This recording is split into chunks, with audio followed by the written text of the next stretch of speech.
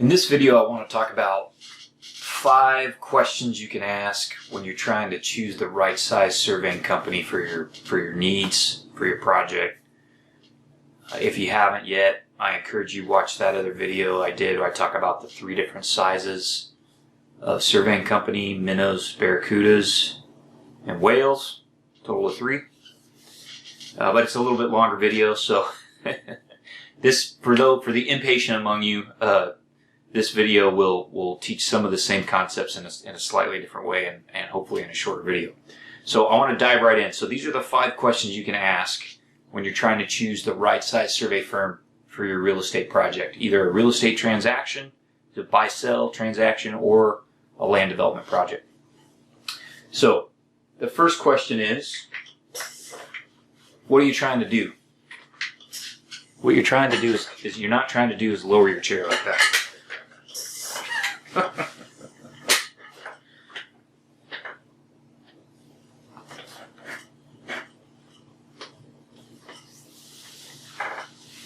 So the first question is, what are you trying to do?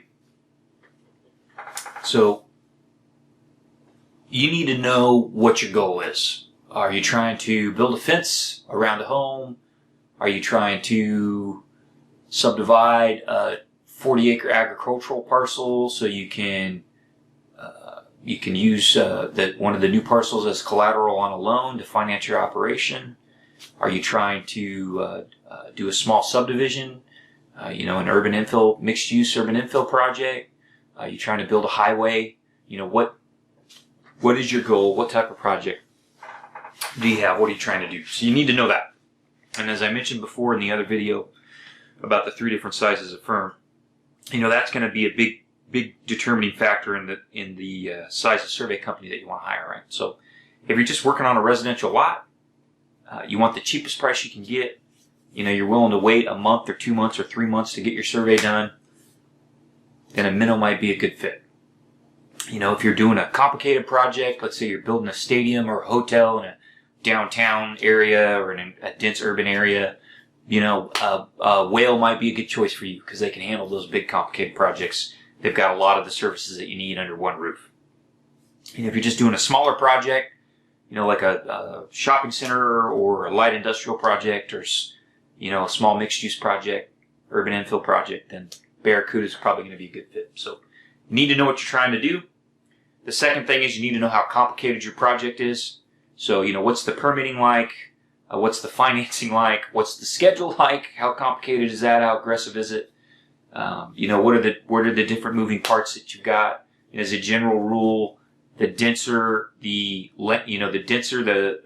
urban area, the more intense the land use, the more complicated the project's going to be. That's not always true, but it's a good general rule. Obviously, the more expensive and larger the project, typically the more complicated it's going to be. So you need to think about how complicated is your project and what kind of surveyor do you need?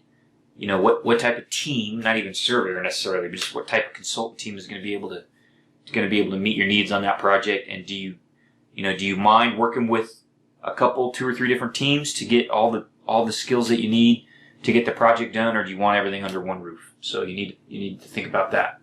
The third thing is what type of payment terms you're looking for. I didn't really talk about this in the last video, but you need to decide, are you willing to provide a deposit? Are you willing to pay invoices promptly? Maybe even some of our clients, we invoice twice a month. As a general rule, smaller firms are going to have less of a cash flow cushion, so they're going to ask for deposits and they're going to expect prompt payment of their bills. Larger firms, a lot of whales will bill you monthly or even quarterly, and a lot of whales will carry large amounts of owed money on their books for months at a time. One of the large firms I work for, they'd carry $200,000 for 6 months. They basically help finance the client help finance the project for their consultant. So whales might be willing to do that. That's part of the privilege you pay for with their hourly rates. Their expensive hourly rates cover some of that cash flow. Essentially, that financing that you're getting for your project, you pay for that through the hourly rates. So smaller firms aren't going to be able to do that. They aren't going to be able to finance your project with their labor. So, if you need flexibility on your payment terms, and you're looking for a firm that's going to carry a lot of their labor and expenses, then a smaller company's probably not a good fit. You might need to go with a whale. Small firms, they're going to need their bills paid because they're running on a small cash flow cushion. Fourth question, what kind of team do you want?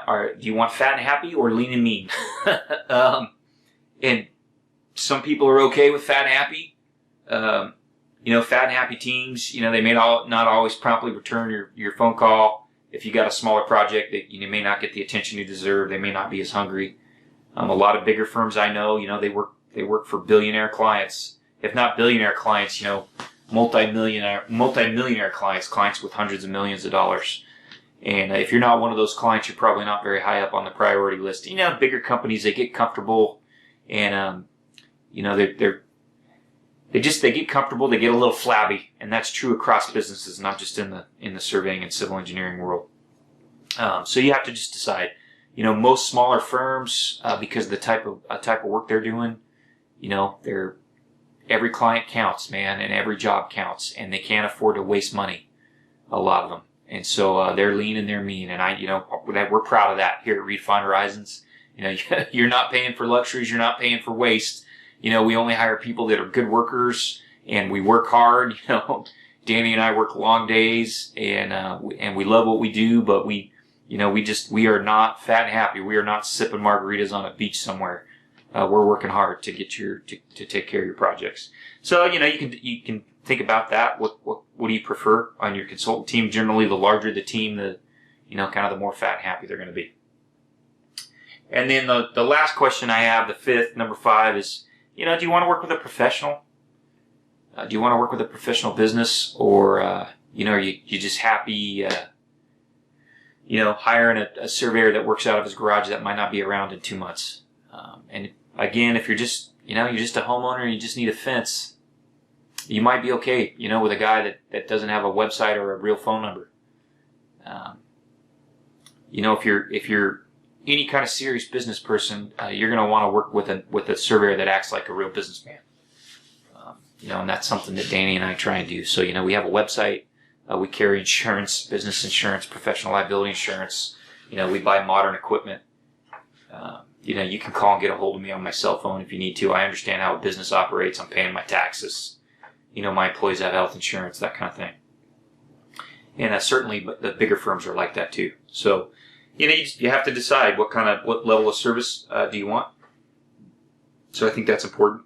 So those are kind of 5 key questions you can ask when you're trying to decide: do I want a minnow? Do I want a barracuda? Do I want a whale?